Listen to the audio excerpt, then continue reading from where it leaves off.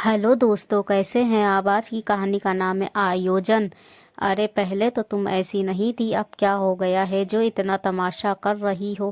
कैसे मम्मी के मुंह पर ही कह कर आ गई कि तुम सत्यनारायण पूजा का आयोजन अपने दम पर कीजिए, मेरे दम पर नहीं। पति प्रमोद अपनी वैशाली को डांटते हुए बोला, अरे भाभी, थोड़ा सा मम्मी का मन रख लेती तो कुछ बिगड़ जाता तुम्हारा। मेरी मम्मी का तो बुढ़ापा ही खराब हो गया जो ऐसी बहू पल्ले पड़ी है। अब क्या पूजन भी ना करे वो। ननंद संगीता ने भी कहा, अरे वही तो, क्या चला जाता इसका। अगर ये कह देती कि मम्मी जी मैं सब संभाल लूंगी, आप तो जो आयोजन करना चाहती हो तो वो खुशी खुशी करो, काम तो मैं संभाल लूंगी। अरे इसके पैसे थोड़ी ना लग रहे थे, पैसे तो मेरे लग रहे थे, एक थोड़ा सा काम ही तो देखना था। प्रमोद ने फिर कहा, जो मैं कर नहीं सकती भला इसके लिए कैसे हाँ कर देती। पहले भी तो घर में इतने आयोजन हुए हैं, हर बार मैंने कमियां ही तो रखी हैं, हर बार ताने ही तो सुने हैं, वो भी रिश्तेदारों के सामने। फिर भला मैं सारे काम की जिम्मेदारी अपने ऊपर कैसे ले लेती। वैशाली ने कहा, बस तुमसे तो बहाने बनवा लो। अरे कोई बड़ा कुछ कह देता है तो दिल पर लेकर नहीं बैठते। तुम्हारी मम्मी ने तो भी जैसे कभी कुछ कहा ही नहीं होगा तुम्हें। प्रमोद ने कहा, अरे नहीं नहीं तो क्या, रंग दिखाती इसलिए अब शादी के 7 साल बाद अपने रंग में दिखा रही है ये। संगीता ने भी कहा, बड़ों को भी थोड़ा बड़ापन दिखाना चाहिए। तुम्हें को पता है, हर आयोजन में रिश्तेदारों के सामने मुझे 10 बातें सुनाई जाती हैं और फिर भी तुम कह रहे हो कि मैं हाँ कर दूँ। 7 साल में भी तुम्हें समझ में नहीं आया कि मैं काम अच्छे से नहीं कर सकती। जिससे जो कहना है कहे, मुझे अब तानों के हंटर खाने का कोई शौक नहीं। कहकर वैशाली कमरे में चली गई।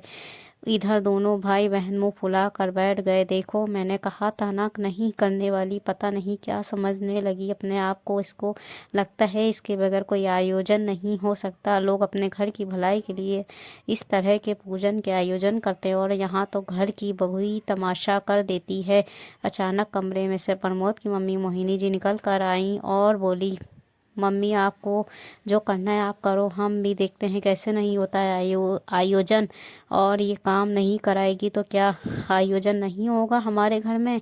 अरे पैसे तो दो, 10 लोग काम करने आ जाएंगे। प्रमोद ने कहा, हाँ, और आयोजन भी ऐसा करेंगे कि लोग देखते रह जाए। संगीता ने कहा, हाँ मम्मी, जब बहू नहीं थी तो क्या घर में काम नहीं होते थे। अब तो बुलाओ लोगों को और आयोजन करवाओ, सब काम होगा, हम दोनों भाई बहन सब संभाल लेंगे। अरे ये तो मैं जानती हूँ, मुझे भला किसी बहू नाम की बैसाखी की ज़रूरत नहीं है। मेरे तो दोनों बच्चे ही काफ़ी सब कुछ संभालने के लिए। मोहिनी जी अपने दोनों बच्चों की बलैया लेते हुए बोली।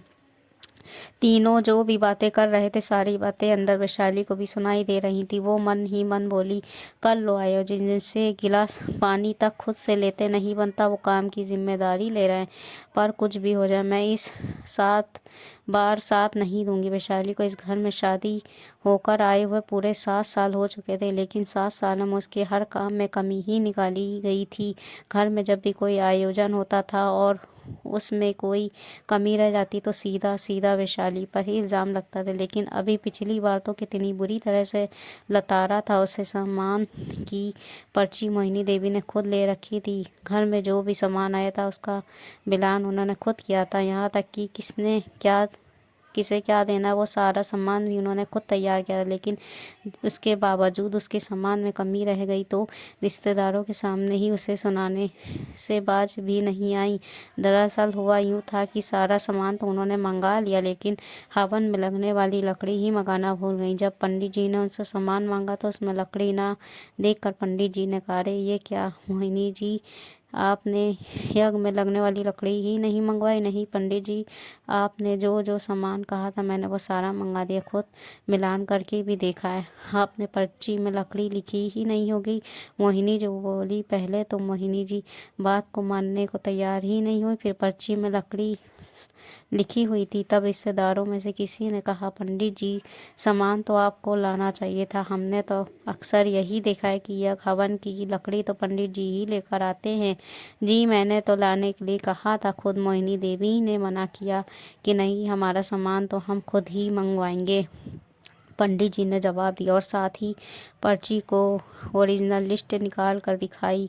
देखिए इसमें लकड़ी लिखी हुई है या नहीं। जब पर्ची में देखा गया तो उसमें लकड़ी लिखी हुई थी। अब मोहिनी जी इतनी आसानी से कैसे अपनी गलती मान ले, तो बस उसका ठिकरा उन्होंने वैशाली के ऊपर फोड़ना शुरू कर दिया। आखिर मैं अकेली बूढ़ी औरत क्या क्या ध्यान रखूं, बहू तो किसी काम की ही नहीं, क्या एक बार ये पर्ची लेकर देख नहीं सकती थी कि सामान पूरा आया है या नहीं। उनके ऐसा बोलते ही रिश्तेदार भी इनकी हाँ में हाँ मिलाते हुए बोले, बहू कम से कम अब तो अपनी सास को जिम्मेदारियों से मुक्त करो, वो अकेले क्या क्या संभाल लेगी, ये अब तुम्हारी जिम्मेदारी थी। पर मम्मी जी ने मुझे पर्ची दी ही नहीं। वैशाली ने कहना चाहा तो संगीता और प्रमोद ने सबके सामने उसे ही डांट दिया।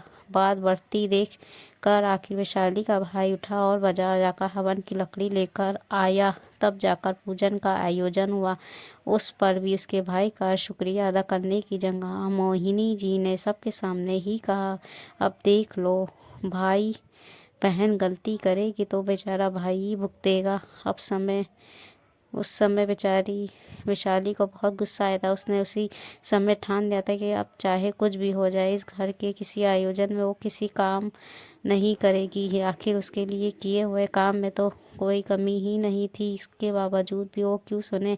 खैर आयोजन की तैयारी शुरू हो गई। कुछ रिश्तेदार शहर से बाहर रहते थे, इस कारण वो एक दिन पहले ही आ जाते थे। वो इस बार घर में खाना बनाने वाली भी रख ली गई, नहीं तो ये काम वैशाली को ही करना पड़ता था। यहाँ तक कि 3 दिन के लिए घर में साफ सफाई वाली, बर्तन धोने वाली भी रख ली गई। रिश्तेदार आ गए, अब बहू काम क्यों नहीं कर रही, क्या बहाना बनाते, इसलिए कह दिया कि वो महीने से हो गई। आयोजन वाले दिन भी कभी कुछ सामान नहीं मिल रहा था, कभी कुछ। काम वाली भी ढंग से काम नहीं कर रही थी। बार बार मोहिनी जी को या फिर संगीता को अब संभालने के लिए भागना पड़ रहा था। आखिर जैसे तैसे राम राम करते हुए आयोजन भी पूरा हो गया। रिश्तेदार भी अपने अपने घर चले गए, लेकिन इस बार का आयोजन काफी महंगा